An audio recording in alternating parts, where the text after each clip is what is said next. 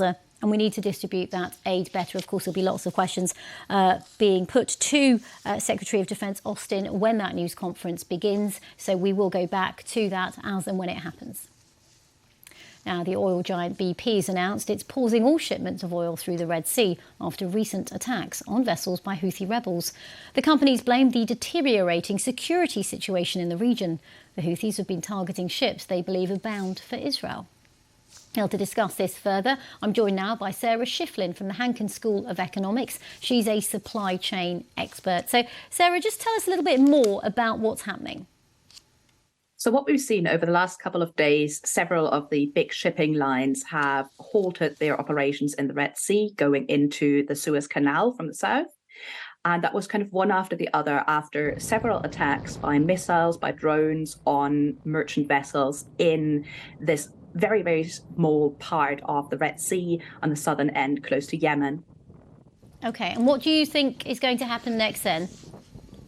Well, we've already seen a response with the US military saying that they're going to up their presence in the area to really reassure the merchant vessels.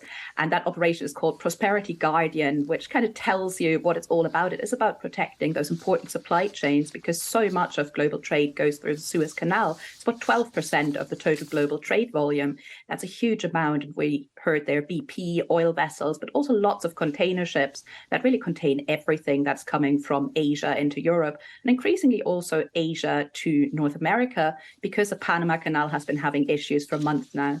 So are there other ways to reroute it, and how will that impact international supply chains? Because I assume any other avenues are going to take a lot longer.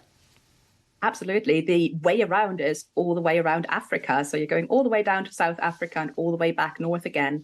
And that adds 1 to 2 weeks of time to the journey. And of course, costs a lot more. There's also some security risks maybe there, as well as weather as well. That's really why the Suez Canal was built in the first place, to avoid this very, very long detour all the way around the continent of Africa.